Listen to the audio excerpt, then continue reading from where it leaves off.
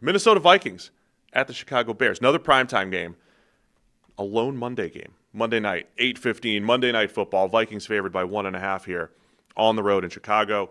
43.5 is the over-under from FanDuel. We got J.J. McCarthy making his official NFL debut, going up against Caleb Williams. Ben Johnson's debut, as well as head coach of the Chicago Bears. Plenty to watch here on Monday Night Football. Yeah, I mean, I don't want to be reductive or anything, but I don't see how you can look beyond wanting to see both these quarterbacks as the thing you're looking for in this game. Like, we basically have the first glimpse of J.J. McCarthy, and that's a compelling story because it's going to determine what the Vikings are this year, but also because it's unusual that you get a situation like this where a guy's kind of had a redshirt year, where the situation around him looks spectacular. Like, the Vikings completely overhauled their interior offensive line, which was the weakness there. You already had two really good bookends. Christian Darrisaw is on track to return for week 1 from his knee injury. Kevin O'Connell is one of the best coaches, play callers, quarterback minds in the game. And the receiving unit is pretty good. Okay, it's not full strength because you got suspended Jordan Addison, but even without him, it's a pretty impressive unit. So it's a great situation for a guy to step into. We just haven't seen him, and we have no idea if he's good or not. I keep changing my pick back and forth here. And then keep talking. And then the flip side, you've got this Chicago offense with Ben Johnson coming in to basically try and fix Caleb Williams. Not that Caleb Williams was garbage or anything year 1, but he wasn't the dominant force that potentially he was supposed to be, right? The number 1 overall pick, a guy being compared to Mahomes and Aaron Rodgers. And, you know, even if those were unfair, that's the kind of talent that he possesses and theoretically is there to be unlocked. Year 1 was kind of a mess. Coaches were fired mid-season. They were then fired at the end of the entire group was overhauled. Ben Johnson comes in. His task is to set that to right? Fix Caleb Williams, get it working. So how do both those quarterbacks look? So many matchup storylines in there. You touched on it briefly. Like, the Vikings spent all that money in investment on the interior of their offensive and defensive line. Right. And the Bears did the same. Right, so the Vikings adding Jonathan Allen and Javon Hargrave to rush the passer at defensive tackle. And then trading away their only run-stuffing nose tackle. Yeah, they're saying we're getting after the quarterback. So they basically went, we have no interest in a second gap. This entire defense will only focus on one gap at a time. And going up against Joe Thuney, at left guard, and the revamped, Jonah Jackson, and what they've done on the interior of the offensive line for the Bears. And then the Bears, conversely, they added Grady Jarrett. They added a bunch to their defensive line, and the Vikings are saying, look, we need to pass protect on the interior much better. Add the 2 Colts, Will Fries, Ryan Kelly, drafting Donovan Jackson. So those just individual matchups. So I would keep an eye on interior offensive, defensive line on both sides of the ball, because both teams came into this offseason saying we have to improve in both areas, and they invested heavily, whether it was the draft or whether it was free agency and trades. And then the other piece is Ben Johnson and Brian Flores head-to-head, which has been happening twice a year. And we talked a ton on this show about Brian Flores is in the middle of this epic run, making Shanahan look silly, making these offenses look silly, the Texans last year. But every time he's run up against the Lions, he runs his same scheme, and the Lions have answers. Now, is that a Ben Johnson thing? Was that Lions talent? Was that Jared Goff seeing it? Remember, Goff used to have the Flores was his kryptonite early in his career, right? He'd be getting blitzed like crazy, whether it was the Super Bowl, whether it was when he was going up against the Dolphins when Flores was there. Then all of a sudden, Ben Johnson's Lions were great against Flores. So now we have Ben Johnson, but with a whole new group of players going up against Flores right here in week 1. And I think it's probably both. I think Ben Johnson clearly does have answers to this Flores defensive scheme, certainly in a way that most other coaches don't. Like, he's as close as there is right now to having decoded, let's say, the Flores defense. The Rosetta Stone is currently in Ben Johnson's possession, but it also does rely on having the quarterback who trusts that. And for all Jared Goff's traits, one way or the other, he is very good at just trusting the instructions he's given. You know what I mean? And not all quarterbacks, it's not, I don't want to sort of make this seem like, like a backhanded compliment. It's like, it's not the paint by numbers thing necessarily. I mean, I was waiting for paint by numbers to come through. It's the same idea, but I think it's a different emphasis on it. Like, you can have a quarterback who can only exists in paint by numbers, and all they can do is follow instructions, and that's, they are very limited because of that. But it's also, if you're going to have a scheme that does have the answers, you do need a quarterback that trusts the instructions he's given and knows that, like, if I just stand in there and make this throw, it's good, right? And Goff's really good at that. There were a ton of plays in the last year or two against Minnesota where it's like, if he hesitates just a tick, they're in trouble. Like the pressure was getting there. The blitz that Flores had dialed up on the play was sending a free rusher who was 2 yards from nailing Jared Goff. And Goff just went, I don't care. I've got the seam. I just have to stand here and rip it, and it's good, right? And then suddenly you've got a play over the middle to Amon-Ra St. Brown, and it's all good. If Caleb Williams hesitates a beat longer than Jared Goff does, right? If he doesn't have the same level of trust, and why would he? He's only, been in the scheme for a few weeks. If he doesn't have the same level of trust and he takes that extra beat in those same situations, right?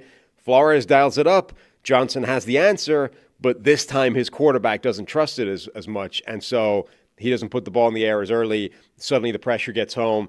It's all of a sudden the narrative changes, and we're like, actually, Flores has got the advantage here. He's the one winning, whereas the only thing that changed was the quarterback. So I think that's a really legitimate variable here. Even with Ben Johnson having this Rosetta Stone to the Flores defense, does he have the quarterback to make it happen? Hey guys, real quick, only 40% of our viewers are actually subscribed, so let's change that. Hit that subscribe button, and now let's get back to the action. Yeah, and that exact situation you described, standing in there and taking a hit versus does Caleb vacate the pocket and go try to make special plays, which he's certainly capable of, right? Mm-hmm. So I want to see how that all plays out. We saw the Bears in the preseason against backups in Buffalo, but also in the practice that we saw have some success in the through the air. Liked the way their playmaker situation was looking in Chicago with DJ Moore, with the two tight ends, Colston Loveland and Cole Kmet. Luther Burden was making a ton of plays. Olamide Zaccheaus, always a key playmaker, no matter which team he's on. And Roma Dunze was looking good, right? I think I'm just rattling off a ton of players on both sides of on both teams.